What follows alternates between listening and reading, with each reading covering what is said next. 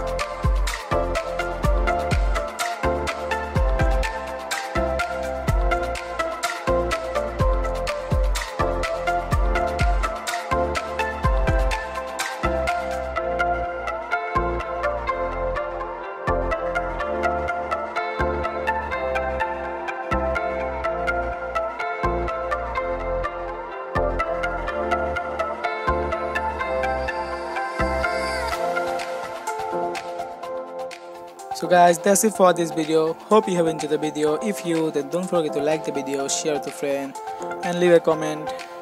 And I'll see you in the next one. Till then, take care.